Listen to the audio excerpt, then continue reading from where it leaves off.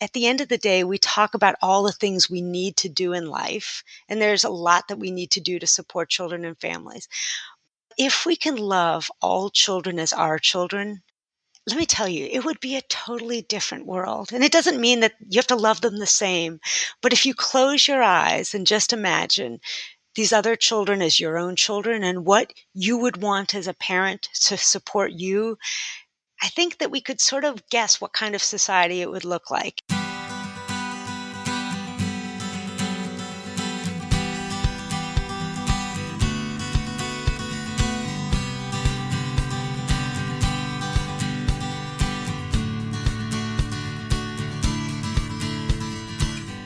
Welcome to Parent Footprint with Dr. Dan. I'm Dr. Dan.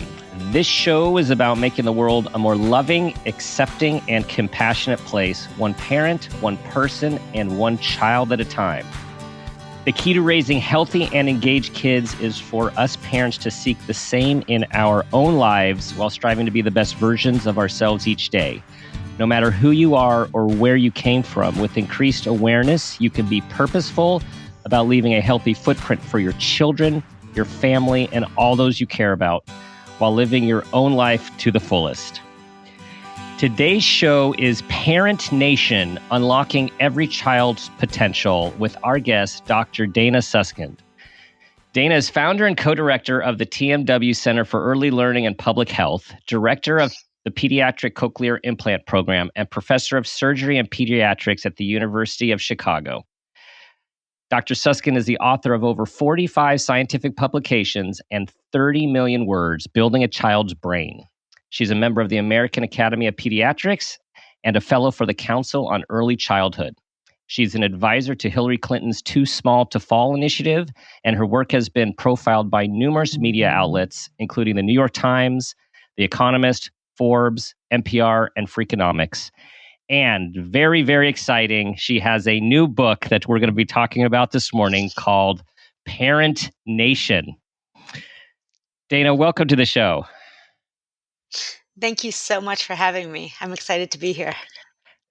So we're just totally aligned. And as I was reading the intro, I'm thinking more and more about the intro as we're going to get into, about what you educate us about in order to be purposeful, in order to seek a fulfilling life. There's more behind the scenes that really needs to happen to support parents. We're going to talk a lot about that. You, surgeon, professor, researcher, author, and now, activist and movement builder and movement maker. Tell us about that journey. You know, really, you missed a couple important things. Mother and Yes, concerned true. citizen who True. loves children and care deeply about the parents and caregivers of this country. The truth is that I think of myself actually as just a physician, not just a physician, but a physician who sees her role in not just taking care of one patient at a time, but seeing all the things out, the contextual aspects of this world and this life that really allow all children to thrive, and more importantly, to allow parents to do what all parents want to do, which is raise happy, healthy children with intentionality and joy. Yes. And as your book goes into depth, several reasons in America, particularly why that is very, very difficult. Systemic reasons, policy reasons, socioeconomic reasons. And you learned early on that something that's been talked about in a small way is the most important thing, and that is the North Star. You talk about the North Star and building young brains. At what point in your career did you realize, having worked on brains for a very long time now with little children, when did you realize, like, oh my gosh, this is the single most important thing for health and for our future? Yeah. Well, really my work which began in the operating room, was about allowing all children the ability to thrive, and specifically children born with hearing loss. I'm a cochlear implant surgeon, and early in my career started giving the amazing ability to hear to children who had been born deaf, and started seeing just huge differences in their outcomes. And in trying to figure out why this was, and more importantly, what I could do about it, I came upon this incredibly rich body of literature that showed how important those first 3 to 5 years of life are, how important parents and caregivers are to allowing children to reach the promise of their promise. And that these differences that I was seeing, in my children with hearing loss really reflected a much larger mirroring of society, that to allow all children to thrive, and to allow all parents to thrive, we need to put the healthy development of children as our North Star. And amazingly, everything else falls into place. The support of parents and caregivers, and really aligning our values with what we do in this country. Hmm.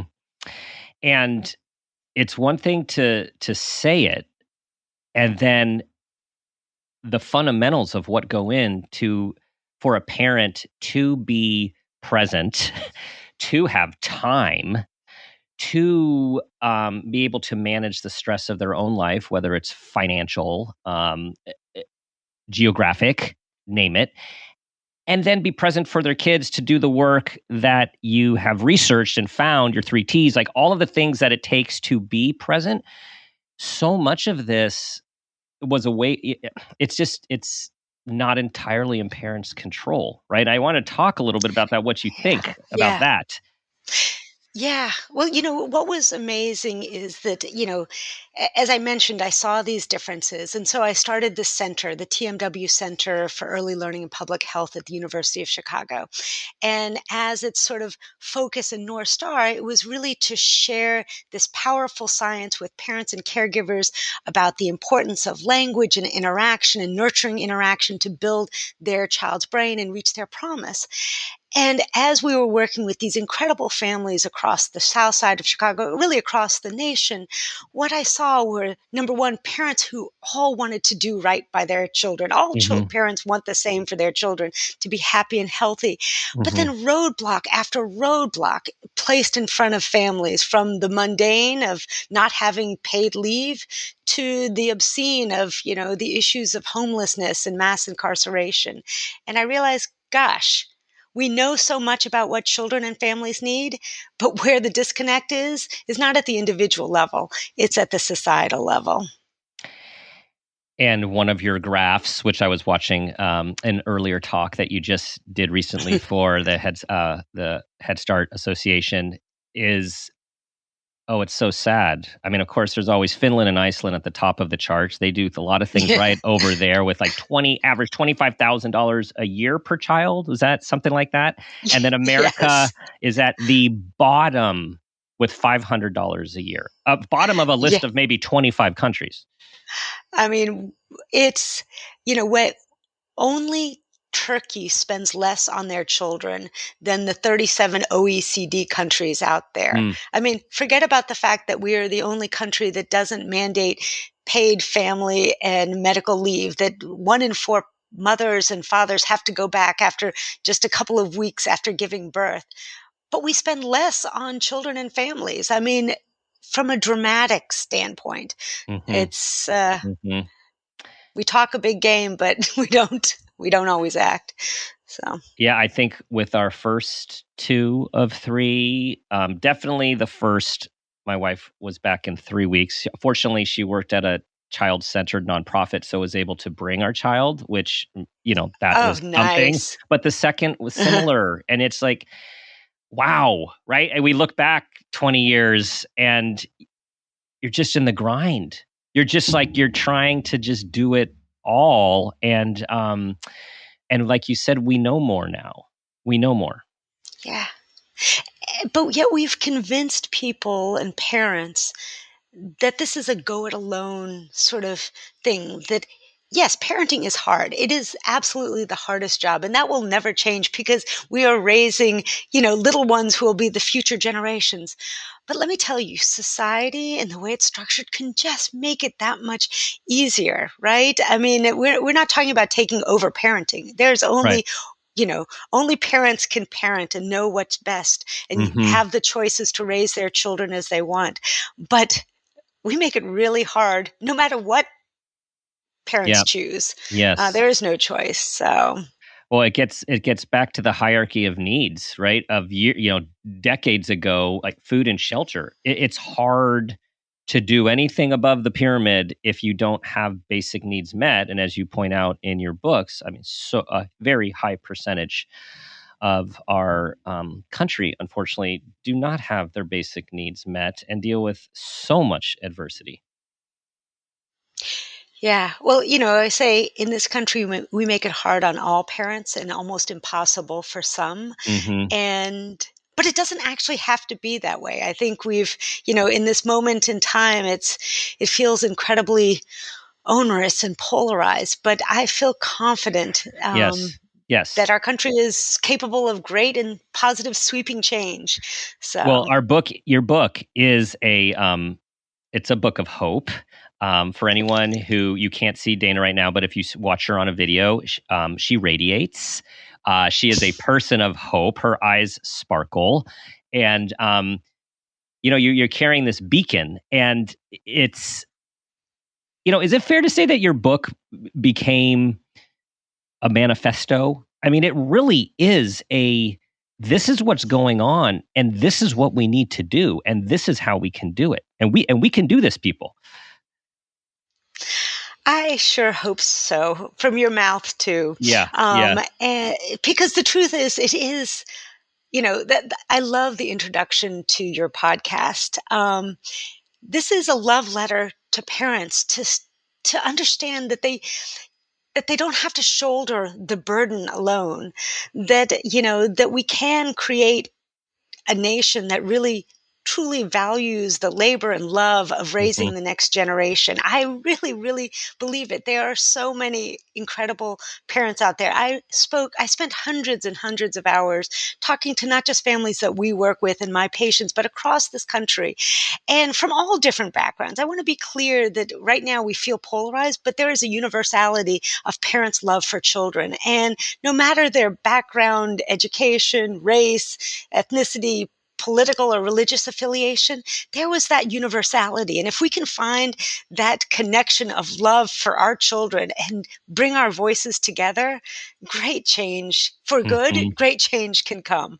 So, Absolutely. I share your hope. Uh, the hope is needed to be out there every day. Not only in normal times, but in our COVID times, in our polarized times. I mean, it's not easy. And as you point out in another one of your slides, again in this your talk that I looked at, and this I hope this gives parents who are listening kind of a smile and a nod of your head. So parents, by and large, are often less happier than non-parents. And on the top of the list is Belgium, and on the bottom of the list, of course, is our good old US because of all the reasons we're saying it's hard. So we want to validate it is hard work being a parent, and it's really hard work being a caring, thoughtful, engaged parent too, because you're doing double, often triple duty. And again, the show is a lot about focus on oneself to raise happy, I'm putting in quotes really like healthy and yeah, engaged kids. And the mission of your work is to support parents in order to do that for their kids. yeah. And giving themselves a little bit of grace, right? I think Hmm. that by understanding, one mother in Talia that I spoke to, who's actually was a PhD, hardcore scientist who left the workforce because, as she said, you know, she felt like she was failing in all parts of her life. And, instead of saying, this is a system issue, making it hard on me, instead she internalized this, that it was all her. And if, while, I want this book, as you say, to be a manifesto for change, I also want it to give parents the grace that they Hmm. understand that, that they shouldn't have to go it alone, Yeah. and that it's okay to reach out around you for the support, because it is hard work, but it is the labor and love that's going into it is, Hmm. it's invaluable for not just for their children, but for our country, right? Yes. So much of you is in this book, and I just the respect I have for your journey, and it's a story of both loss personally and then one of hope and of love. And I'm curious if you could tell everyone just a little bit about that story and what that experience as a parent experiencing the loss with your kids shaped you in this movement. Yeah. Well, obviously, I came to this book as a physician, as a researcher, seeing this huge disconnect between what we know children need and what our society does to support parents in reaching those needs. Um, but I also came to it as a mother and a wife who lost my late husband, Don Liu, who is just amazing man, when my children were relatively young. And the feeling of the fear, the loss of, you know, someone I love deeply and I still love, but also the fear that comes with looking at my three children and Hmm. saying, oh my gosh, you know, how do I get them to adulthood?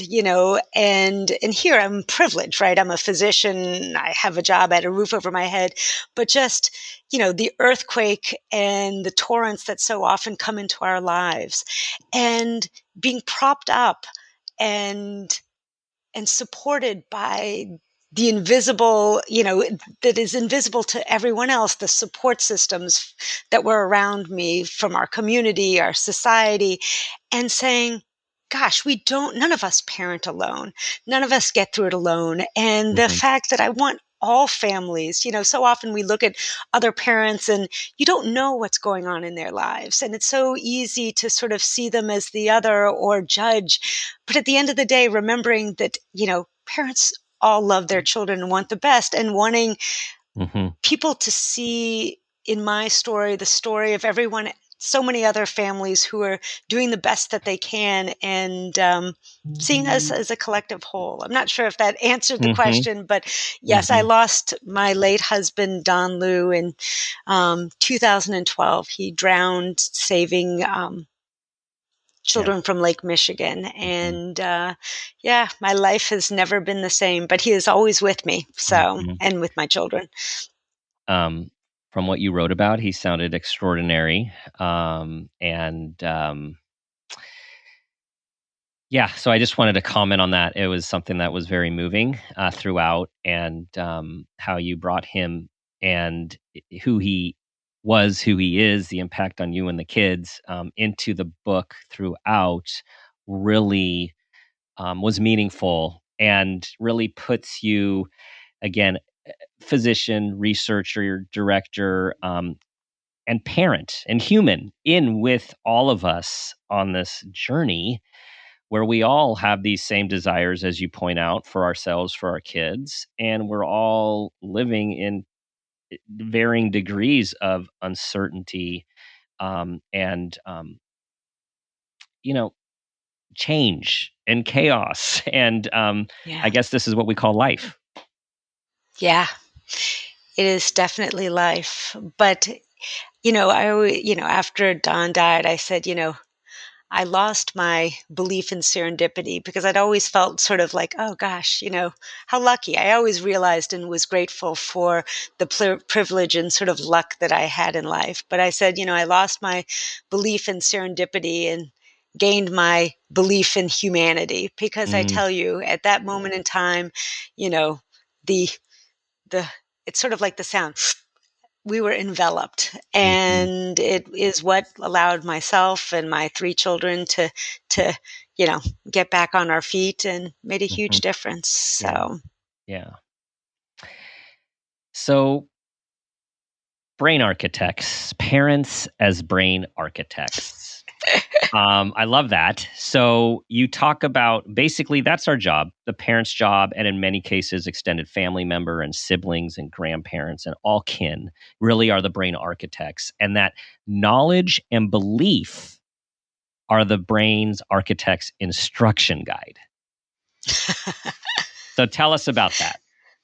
yeah, well, we're going back to the origins of my research, and my journey as a researcher, really realizing, this profound impact that parents and caregivers, any nurturing caregiver, has on a child in the first 3 to 5 years of life. The fact that just through this nurturing back and forth interaction, you are creating the brain's infrastructure for all thinking and learning for the rest of their lives, is just an incredible feat.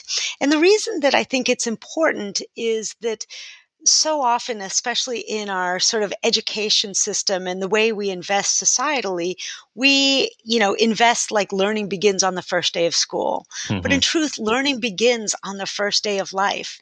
And that's why, not only is it so important, obviously, that parents and caregivers understand this so that they can be their children's first and most important brain architect, but even more importantly, and in some ways, this is the story of the book, that society invests in that way, right? If Hmm. society understands that, you know, parents are the key brain architects and caregivers and early childcare providers are so critical, you invest in architects in a different way than you invest in, like, oh, somebody who's just, just playing, right? It has a different level of gravitas. Now, I don't think it should have to be that way for us to invest correctly, but in my own research, we've shown how important it is for parents and caregivers to understand just how important their language is, and the Hmm. fact that parents who understand more about their children's development invest more, Hmm. and then their children do better. So it all makes sense. But that's where the disconnect comes in. In our own society, we say, well, it's a go it alone thing. Good luck. We don't share any of this information systematically.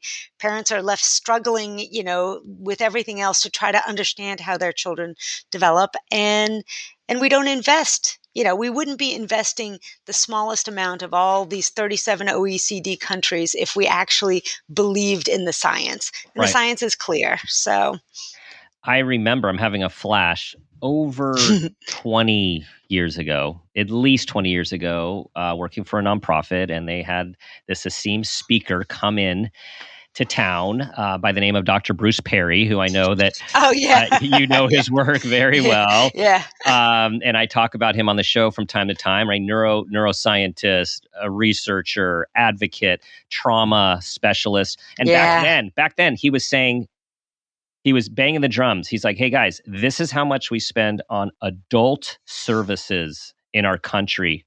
And here's how much we spend on kids. And here's where it happens. And here you are with the torch banging the drum. Like, come on, people. Like, this is, now we have 20 plus more years of science to back this. And so what have you found the most effective in your advocacy efforts, in terms of helping people understand this North Star, healthy early brain development as the thing we need to focus on? Yeah. The funny thing is, I think that in the last 20 years, I think that this understanding has grown and a lot of people understand it. We just can't seem to muster the public and political will to push it forward. The funny thing is that if you ask most people, people are like, yeah, this is really important. We should invest in this way. We should allow parents to stay home when they have a newborn child. Yes, we should have quality childcare. people are understanding, and we need to protect children and families from toxic stress, right? Hmm. People are getting it. I've come to the realization we just have not mustered the public will to push it forward, which in some ways, I hope that your words related to a manifesto, that we bring our voices together, because look, we can just see what's going on in our country, and you're like, okay, wait, we can't even get paid leave through. There's a disconnect when everybody wants it. So I've come to the realization we know it. We just need to bring our voices together. All of your listeners saying, it's not, people don't naturally think of themselves as activists, right? We're all so busy. But if we Hmm. start raising our expectations in a way that, yeah, society should be providing this, we are doing an important thing. We're the guardians of the future. We're raising the next generation. So, yeah, I think we need to start working on that part, because, how much more do we need? One more study to show us that parents are important and caregivers are important? I mean, Hmm. sure, I need more scientific papers, not. Right, What right, we need right, is right, we need to act on it. right, right. So, The science has spoken, and then how do we get to policy and action? You I didn't remember what year it was, 2004, California, where I am. That's when the state instituted their paid leave, yeah, pregnancy leave program. How many states in the country have that? Do you know? I can't, I'll have to look that up for you because I don't want to give the wrong Yeah. number. But I can tell you that this, since California has done this, people have always said, well, what's the impact on businesses, et cetera? Basically, 9% said that it improved, women coming back to work was a net positive, and 90% said it was a net neutral, like it didn't hurt businesses. I mean, these family friendly policies, and let me be clear, in this book, I'm not putting out prescriptions, policy, or business, but putting out this idea that all aspects of a society have a role to play in building a parent nation, whether it Hmm. be policy, healthcare, businesses. But I think businesses have a huge role to play in pushing forward these ideas, supporting these ideas, not just because it's the right thing and it's their employees, but it's good for their bottom line. I mean, you just have to look at all the individuals leaving the workforce. A lot of times women, because of the lack of high quality childcare. We can't ask people to make a choice between employment and their children. I mean, Right. Right. it's so I think it's a good thing for everyone. Yes, and this goes so far beyond politics and belief systems. I mean, when we take a step back, and as you point out, we're talking about healthy brains produce smarter and healthier people, and with less chances for depression and anxiety, with increased ability with executive functioning and organization and planning. I mean, like a healthy brain determines everything. It absolutely does. And what's amazing is, especially in those first early years of life, it's not just about, oh, being smart, or it's really, as you say, you know, our socio-emotional development, our Hmm. executive function, Yeah. it is who we are. Yes. The brain comes out pretty underdeveloped, and it's really waiting for environment to give it its instruction guides. What is the world that I've been born into, so I can wire up accordingly? Right. So it's, when we think about children born into chaotic, difficult situations, it's maladaptive for our educational system, but in some ways it's adaptive to deal with this, instructions that life is going to be scary. And in that same way, that is why supporting families so that they can provide the most nurturing, stable environment, that communities are a resource so they can provide stability, is not just the right thing, it's the smart thing. Right. Those first few lives are an evolutionary gift that the universe has provided us. It is why we as humans are, some of the smartest, I mean, Yeah. of the species. It's because of those first few years. We're squandering it.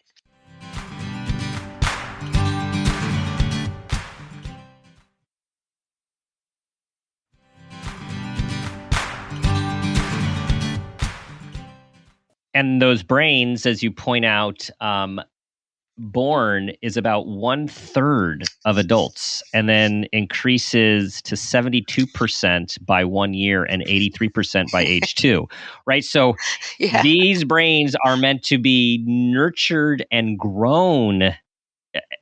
I mean, from an evolutionary perspective, like this is how it works. Exactly. I mean, it is quite amazing how it occurred, right? I mean, the reason you could say, well, why did it happen this way? People, scientists think that, why were children born too early, right? People talk Mm-hmm. about the fourth trimester. It's because if our brains were as big as that they needed to be, right? They Mm-hmm. wouldn't fit through the birth canal. And I can tell you any mother is very happy about that. Or, the brain uses so much energy, it would outstrip the mother's ability to provide it. So Mm-hmm. the universe did a trade-off. They said, okay, we're going to get this baby out early, but we're going to expect the environment and society to nurture it so it gets to what it should be. So we're not talking about anything other than giving a child the promise of their promise, right? This is what Mm-hmm. they deserve, Mm-hmm. and fulfilling it. You wrote, real essential change will occur only when there is a concerted collective national effort to bring it about. What we need is to recognize that we can lighten the parenting load by sharing it, by demanding what we require, and by asking society to help. What we need is to see the power in coming together as parents and as a nation to help all children. Yes. Okay. Absolutely. So bring it on. So what do we start to do?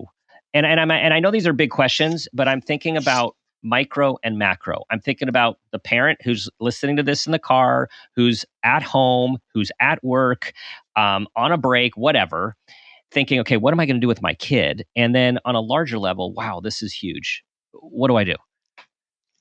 Yeah. Well, listen, there are many things to do, but I'm going to start with something easy.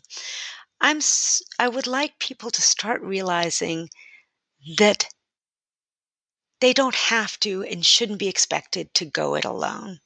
That society has a powerful role, and I just don't mean policy, but all of society has a powerful role in supporting them.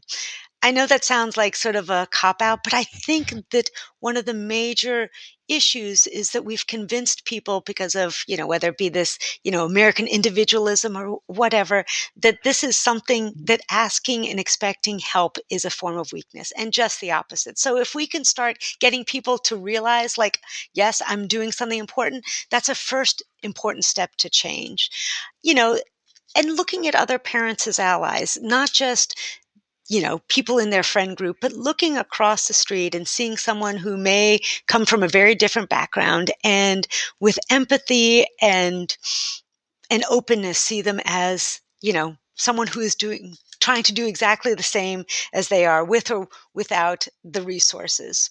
So those are sort of the shifting in sort of expectations and collective identity. And then what to do? I mean, there are so many parts of society that we can sort of push forward to change. I mean, we're starting a website that will go live.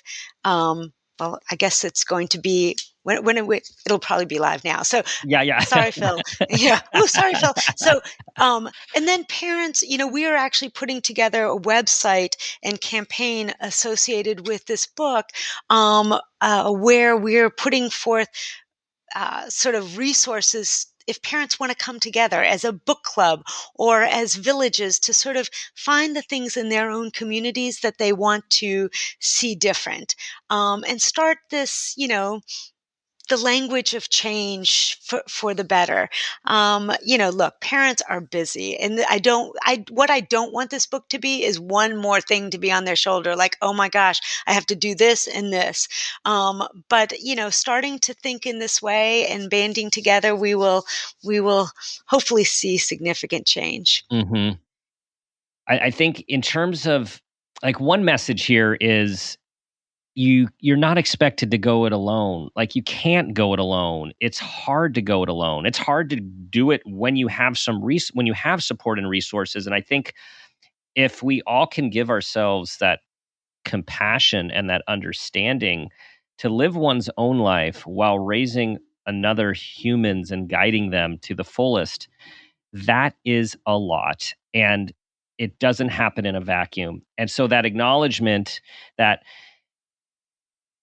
this is a systemic situation that has consequences, and that not only are parents brain architects, we're also societal architects. I mean, we're humans all who, with awareness, with conversation, with action, can start to see things differently and do things a little differently. Yeah. Hear, hear. hmm So, I want to go back to this is now for the young parents listening, or parents that, Yeah. well, they might be young parents, they might not be young parents, parents of young children.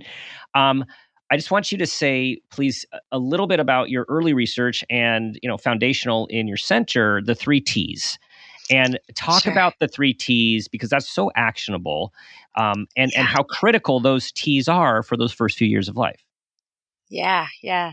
So, as mentioned, when I started the center at the TMW Center, really with the foundational idea that I wanted all parents to understand this powerful science that showed that they are the key brain architects of their children. Um, Look, there's so much research out there that, I could fill, 10 binders, but we really culled it down to what the core elements are for building a child's brain. Um, Tune in, talk more, take turns. Tuning into your child, following your child's lead, seeing what they're interested in, talking about it, using rich language, talking about the past, the future, the present, and then taking turns. I think taking turns in some ways is one of the most powerful T's. It's really viewing your child as a conversational partner from day one. And a lot of parents say, well, how can I have a conversation with my baby? I mean, they don't even talk. The truth is that they are set up to have a conversation from day one with their eyes, with their responsiveness. And those three T's, tuning in, talking more, taking turns, are really what you can use, in everyday life to build your child's brain. hmm Doing the laundry. I mean, I don't want you to sit down, we're all busy, but whether or not you're changing the diaper, doing the laundry, on the bus or on a ride, you can use these three T's. I always hmm joke that you can use these three T's with your spouse as well. Make sure. That's funny so, because so I was gonna go. I'm gonna go to older kids soon. So you just jumped all the way up to our spouses. Um, you're also talking about yeah, it's like intention, right? Even if it's 2 minutes, it's intention to use those three T's in the midst of a lot of stuff to get done, busy lives. Yeah, yeah. And, I think in the same way as I want families to give themselves grace, I also want them to know that, when I say, use the three T's, rich language, interaction, that it doesn't mean that you have to do it 24/7, right? I Yeah, mean, first of all, the research isn't clear. It's not, you need X threshold to do it. Children do well playing as well. Sometimes they need time on their own to explore. So, yeah. I don't want people to take it to the extremes, but rather just to see how just from the day one, they are so powerful, which is hmm so cool. It is So, very cool.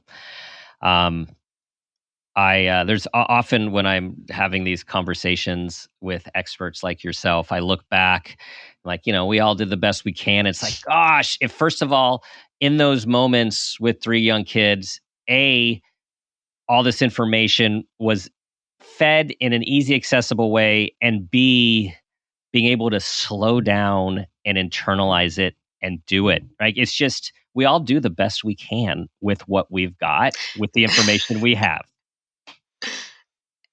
absolutely. I often Yeah. joke, gosh, if I had known, I mean, remember, I came to this research a little bit later. My children Yeah. were, almost fully formed. Yeah. And I always say, gosh, if I had known this when my kids were young. Right. But the Right. truth is that, you know, I don't want to say good enough parenting, but really, Yeah. No, I hear our you. kids are gonna, Yeah.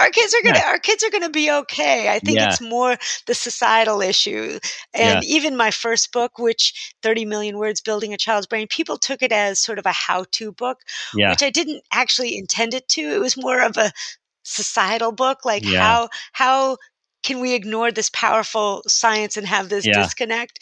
But yeah, look, our kids, you know, love your kids, know that you're going to mess up. Trust Right. me. Yes. That's why we Yes. all go gray eventually. Yes. And, we just keep pushing forward. Yes. So, I just want to say one thing about the good enough parent, because I'm really glad you said that. For listeners, there's this eminent psychoanalyst, W.D. Winnicott, who came up with the concept as the good enough mother, the good enough parent, ultimately, after all of this research looking in nurseries. And it was like, we just have to be good enough to raise a healthy person. And I say that to take this pressure off of us, all that, like, we have to do it, just as you heard me doing to myself just a little while ago. Like, we have to do, we don't want to harm our kids, and we want to do the best to nurture their growth. And if you're listening to the show, that's your intention, right? That's what your intention is. You're trying to grow, you're trying to gain information to raise a healthy human.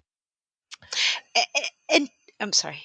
And just to add to that, if I had a magic wand where I could either change the societal structures so it actually we're supporting families, or change each individual parent so they understood the brain science, Mm-hmm. you know which one I would choose. It Yeah, would be the magic wand for the societal structures, because right. within every parent, they want to do the right thing. They can do the right thing, right? We're hardwired to nurture our children. It just, the societal barriers have a larger impact than I think than we realize. So I think the idea of good enough parent is absolutely true, but there's Mm-hmm. not, right now we don't have a good enough society.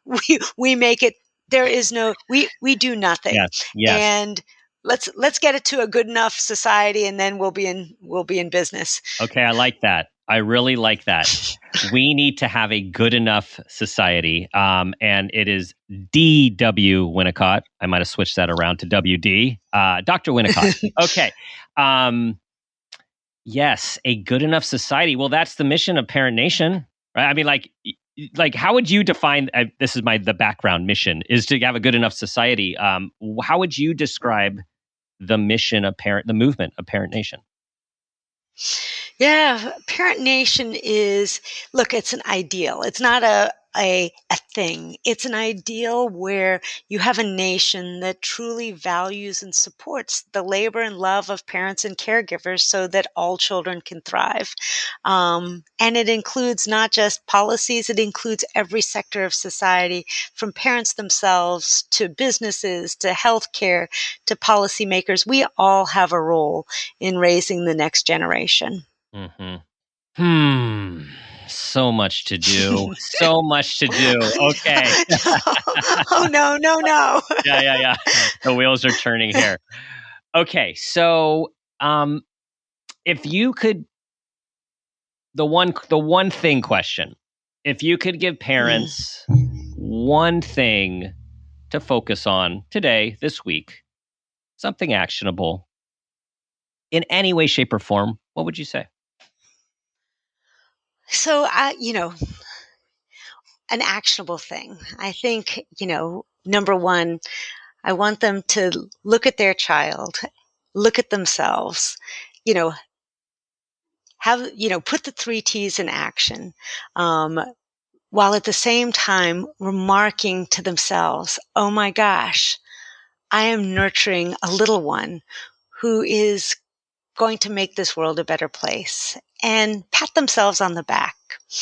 Um, and then in terms of building this idea of a parent nation, I'd love for them to think about how they'd like to see a parent nation, right? A parent nation can look many different ways, and for them to sort of self-reflect, how could society better support them? Write it down, tweet it out, and say, look, this is what we need to do to build a parent nation. Yes. So, on the one hand, focus on your child, focus on those three T's, focus on the wonder of this opportunity that you're given to raise this human as a privilege, even when it's hard. Yeah. And for Parent Nation to put out there, we have so many mechanisms of social media to put things out there, to put intention out there about here's what you'd like to see. Here's what you'd like to see at your community, at your child's school. Here's what you'd like to see with other parents, and start this conversation, because we know all change occurs when there is enough momentum. And so what you're doing Yeah. is you're driving this bus. You're putting this out there. And I know not just you. I know you have a team of Oh, people, yeah. yeah, that you're driving this bus. It's like, this is a movement. Let's get this thing going. Let's talk about it. I think that's the thing. Let's talk about what is really going on and what we need to to to obtain a good enough society to raise healthy humans. Yeah. Oh, Dan, you're so awesome.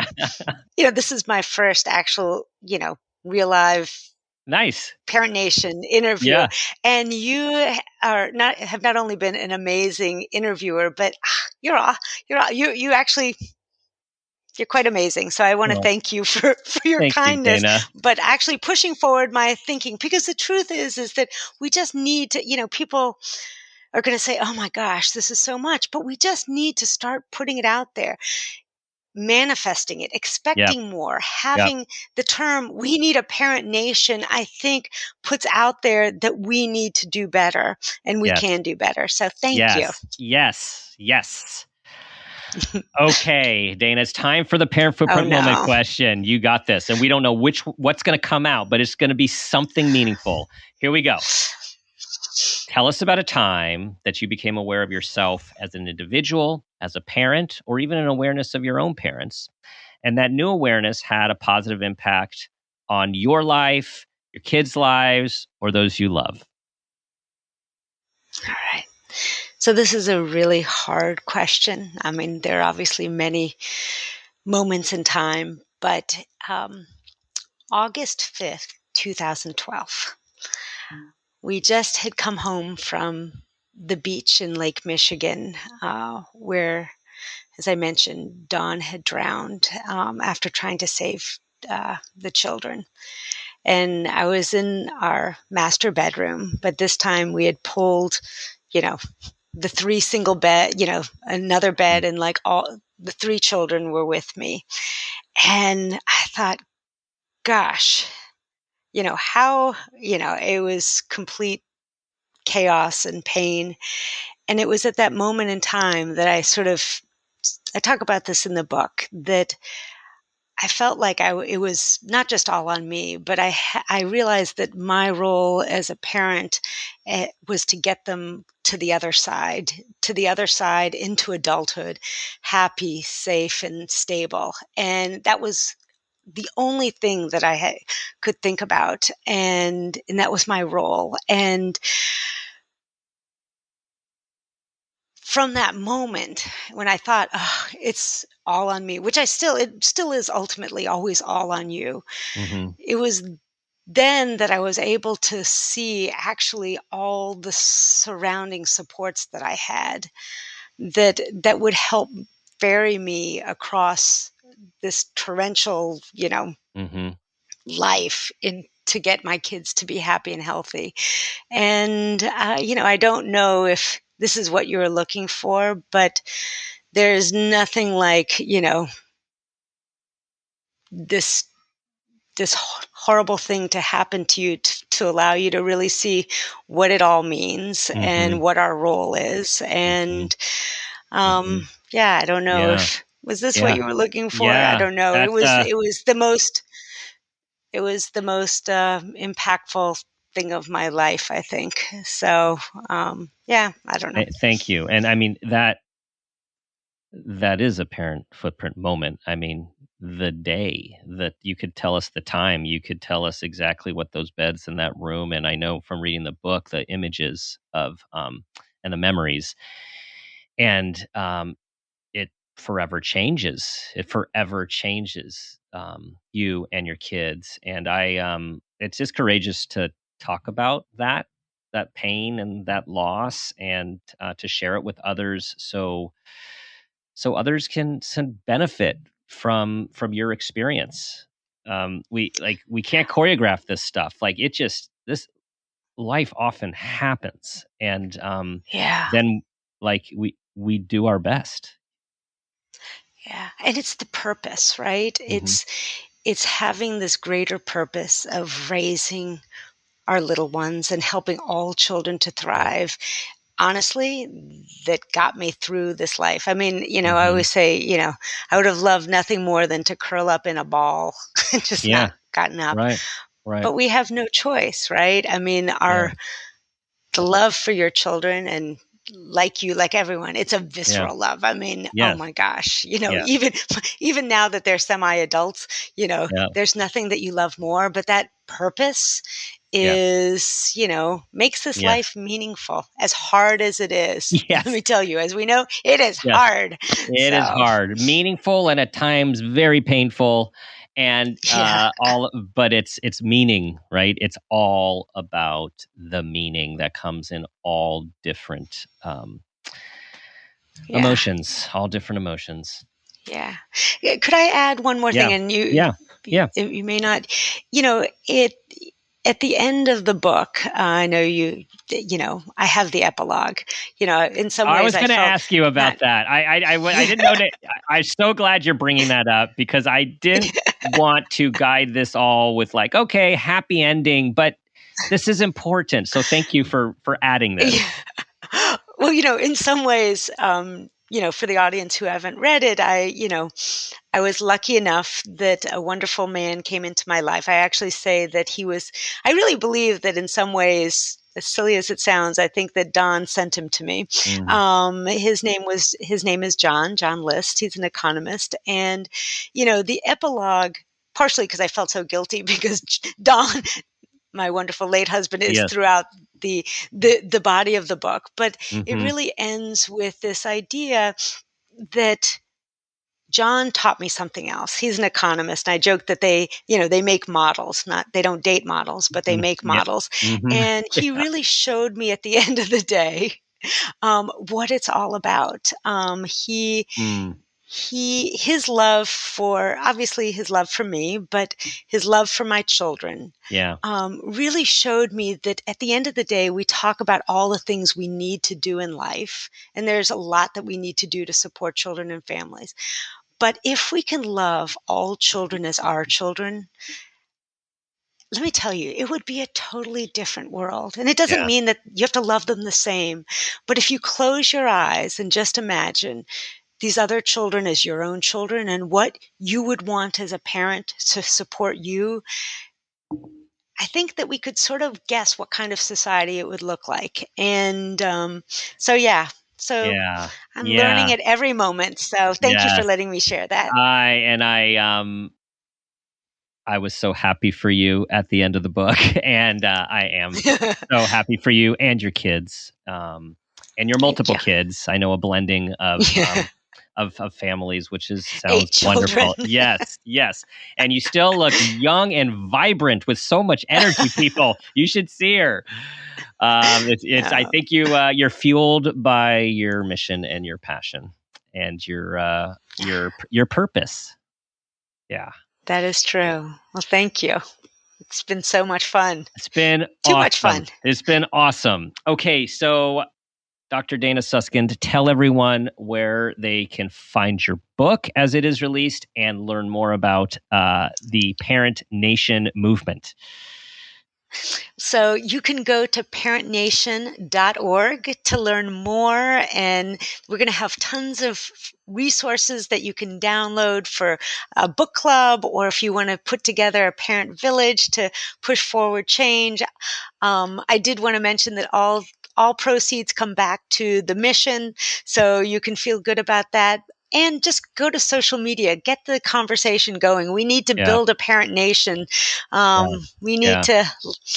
to push forward. So thank you so much for Awesome. having me. Oh, thank you so much, everyone. We're all a part of Parent Nation now. As of right now, we are all a part Yes. of the movement.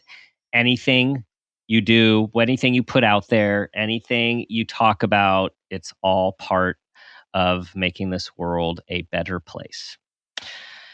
Yes. All right, everyone. That ends our meaningful conversation with Dana. Thank you so much for listening, for your 5-star reviews, for sending these episodes to people you know will benefit, and for being a part of our community. And if you want more of Parent Footprint with Dr. Dan, check out our bonus episodes once a month exclusively on Stitcher Premium. To listen, just go to stitcherpremium.com/Dr. Dan, click Start Free Trial, select a monthly plan, and sign up with the code Dr. Dan, and you'll get a month of free listening. Ask yourself the guiding question I ask myself each day: what footprint do you want to leave?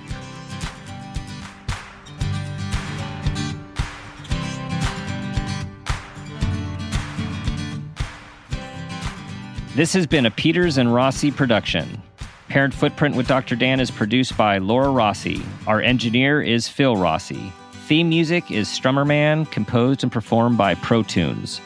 Artwork is by Garrett Ross. Follow us on Instagram and Facebook at Parent Footprint Podcast, and on Twitter at Dr. Dan Peters. If you are an advertiser interested in advertising on our show, go to midroll.com/ads. For more information, go to exactlyrightmedia.com. Listen, subscribe, and leave us a review on Apple Podcasts, Stitcher, or wherever you get your podcasts.